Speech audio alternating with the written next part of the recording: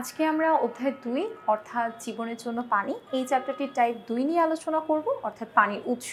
আমাদের প্রথম এমসিকিউ কোশ্চেনটাই হচ্ছে পানির প্রধান উৎস কোনটি। তাহলে বলো তো আমাদের পানির প্রধান উৎস আসলে কোনটি? পুকুর, সমুদ্র, নদী নাকি বিল? আমরা আমাদের যত পানি রয়েছে সকল পানিগুলো আসলে সমুদ্র থেকে পেয়ে থাকি। সো 26-এর উত্তর হবে খ। আমাদের 27 নম্বর প্রশ্নতে বলা হচ্ছে পানি কোথায় কঠিন আকারে থাকে। সো পানি তো জানি আমরা তরল আকারে থাকে, তাই না? তাহলে পানিটা কঠিন আকারে কোথায় থাকে? আমরা বিভিন্ন এভারেস্টের কথা শুনে থাকবো যেখানে পানি হচ্ছে গিয়ে, বিভিন্ন পাহাড়ের কথা শুনে থাকবো যেখানে হচ্ছে পানি বরফ আকারে জমা থাকে, রাইট? তাহলে পানিকে আমরা বলতে পারি কঠিন আকারে থাকে হিমবাহে। আমরা 28 নম্বর প্রশ্নতে যাব। 28 নম্বর প্রশ্নতে আমাদেরকে বলা হচ্ছে সমুদ্রের পানির আসলে ইংরেজি কি। তো সমুদ্র থেকে যেই পানিটা পাওয়া যায় সেখানে ইংরেজি শব্দটা আসলে কি? ওটাকে বলা হয় মেরিন ওয়াটার, MARINEWATER। স্পেলিংটা মনে রাখতে হবে বিকজ দেখো সেম টাইপের স্পেলিং দেওয়া আছে, হয়তো তুমি উচ্চারণ জানো বাট স্পেলিং জানো না, সো তখন কিন্তু তুমি কনফিউশনে এক্সাম হলে ভুগতেই পারো। 29 নম্বর কোয়েশ্চেনে বলা হচ্ছে হিমবাহ এবং তুষার স্রোতে শতকরা আসলে কত ভাগ পানি আছে?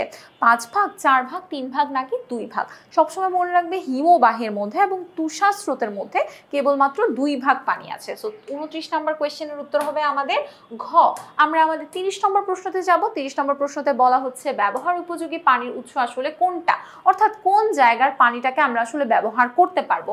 দেখো আমরা প্রথম প্রশ্নতে বলতেছে নদ নদী। হ্যাঁ, নদ নদীর পানিকে তো আমরা অ্যাজ ইউজুয়াল ইউজ করি। বাকি অপশনগুলো যদি একটু দেখি, সাগর, সমুদ্র, তুষার স্রোত, দেখো এগুলোর পানি আসলে লবণাক্ত হয়, তো সেগুলোকে আমরা আসলে আমাদের বাহ্যিক জীবনে ব্যবহার করতে পারি না, এগুলো আসলে আমাদের জন্য ব্যবহারযোগ্য না। সো ব্যবহার উপযোগী পানির উৎস হচ্ছে আমাদের জন্য নদ নদী। সো 30-এর উত্তর হবে আমাদের ক। 31 নম্বর প্রশ্নতে বলা হচ্ছে ব্যবহার উপযোগী পানি আসলে শতকরা কত ভাগ আছে। সো এই ব্যবহার উপযোগী পানি কেবল জাস্ট 1 ভাগ আছে। সো 31 নম্বর উত্তর হবে খ।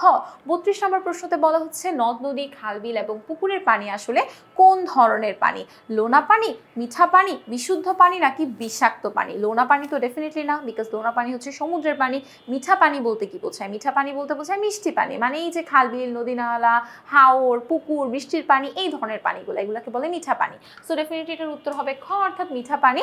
গতে বলা হচ্ছিল বিশুদ্ধ পানি না, নদ নদী, খাল বিল, পুকুর এগুলোর পানি বিশুদ্ধ হয় না, এগুলো আমাদের বিশুদ্ধ করে নিতে হয় এবং এগুলো আসলে বিষাক্তও না। সো আমরা আমাদের পরবর্তী কোয়েশ্চেনে চলে যেতে পারি। আমাদের পরবর্তী কোয়েশ্চেন 33 নম্বর প্রশ্নতে বলা হচ্ছে জলজ উদ্ভিদের কথা।